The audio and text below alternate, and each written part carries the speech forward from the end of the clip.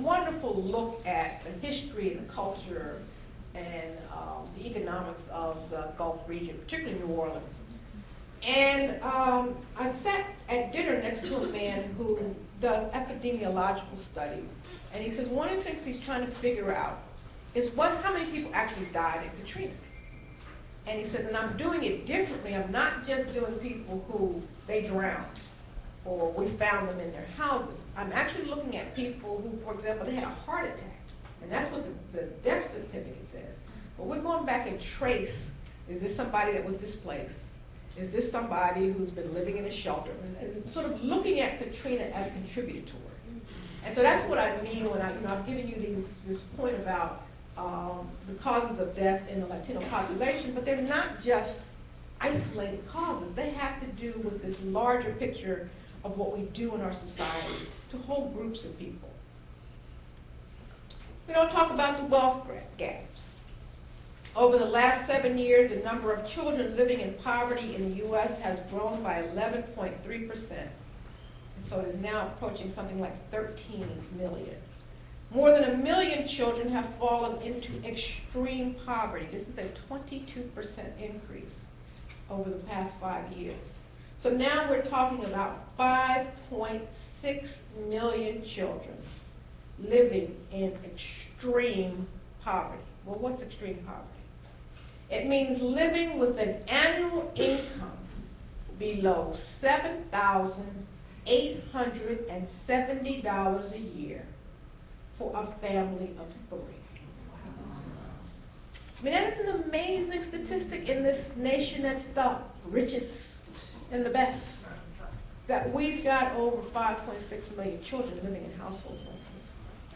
So to isolate the achievement gap in the midst of all these other disparities seems to me wrong-headed and disingenuous. But the problem that I have with all this achievement gap talk is not merely semantic. It's also substantive. First of all, this gap is not a new phenomenon. In the 1950s and 60s, we had cultural deficit theories that suggested that children of color were victims of pathological lifestyles that hindered their ability to benefit from schooling. It's sort of interesting, David mentioned that we both were at Stanford, and I remember sitting in classrooms where people were saying these things. And what was really the killer, they were really talking about me. I mean, I don't think they thought they were talking about me, but I'm thinking, wow. I remember one professor said, well, if you don't appreciate Beethoven and Bach, Brahms, you are culturally deprived. And I thought, you don't appreciate James Brown, you culturally deprived. This rhetoric has been around for a while. And although the specific language of cultural deficit is no longer used, I want to argue with you this evening that the thinking behind such language continues to linger. That's why we're in this achievement gap thing. Today, in 2007, you can walk into schools and hear the following explanations for poor students of color school failure. So I'm going to put these up here quickly. Don't worry about trying to jot them down because I'm going to bring them all back. So here's some of the things that we hear. We hear that the parents just don't care. Okay. We hear that the children don't have enough exposure or experiences.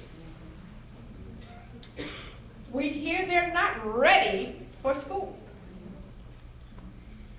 We hear that their families don't value education.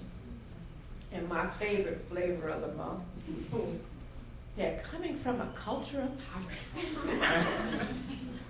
So in the remainder of my discussion with you this evening, I want to unpack the thinking behind each of these often repeated explanations. So let's start with this first one, the parents just don't care.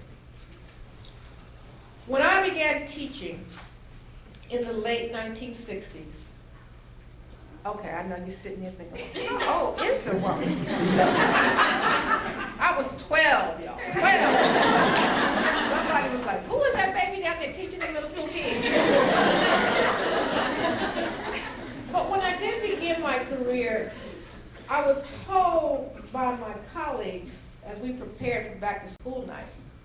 don't get your hopes up too high because, quote, these parents just don't care. I shouldn't expect them to attend. They were talking specifically about my students since the bulk of the students who were bused to the school from the African American community were in my classes. No one acknowledged that my students' parents were less likely to have transportation to travel across the city, or that it was not particularly safe for black people to be found in that school's neighborhood after dark. When I took that job, my entire family was like, "You going down there?" I mean, these are people who lived in Philadelphia all in. There were just certain parts of the city you didn't go to. And here I was assigned to a school in one of those parts. My parents, parents of the students I was teaching, came from a community that I knew very well. In fact, I'd grown up in that neighborhood. So I called a group of my friends and asked them to carpool my parents to the school. I contacted the parents, told them where in the community the cars would pick them up, and on back to school night, almost all of those black parents showed up. My colleagues were shocked, but they never acknowledged that they had not really tried to facilitate getting the parents there. Some 20 years later, when I was researching effective teachers of African American children, I heard the same thing. The parents just don't care. But I heard this from those teachers who were less effective with the students. But from those highly effective teachers, I saw a variety of creative strategies for involving the parents. As one teacher said to me, "I've never met a parent who didn't want the best for her children." They don't always know how to express their caring in a way that middle-class people do. But believe me, they care. Okay. The second phrase that we hear is that the children don't have enough exposure or they don't have enough experiences. I spend a fair amount of my time in schools and I get to hear a lot of things about what's wrong with our children and what's wrong with the students. And one of the things I hear is that the children lack exposure or they lack experiences, especially at the early childhood level. You hear this a lot. As a consequence, many of these classrooms are filled with day after day after day after day of experiences. But little, if any, teaching. You know, I do this mental thing in my, when I go into school buildings, I go on what I call dinosaur hunts.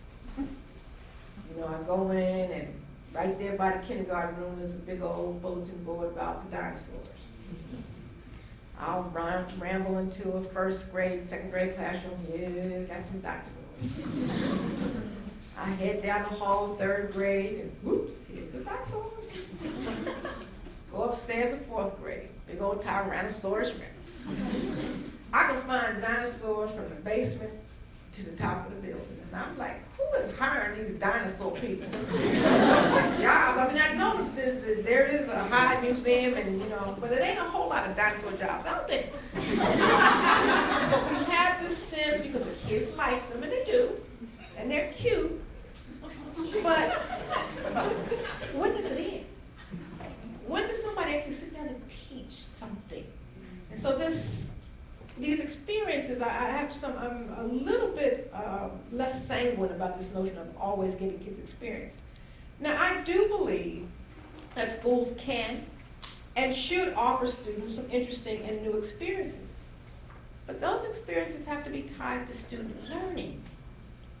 To take the students to the zoo or to the amusement park without some learning linked to it, particularly when none of these high-stakes tests that they're being held accountable for is going to ask them if they've been to Six Flags.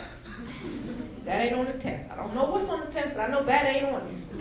Okay? I think it's not only unfair,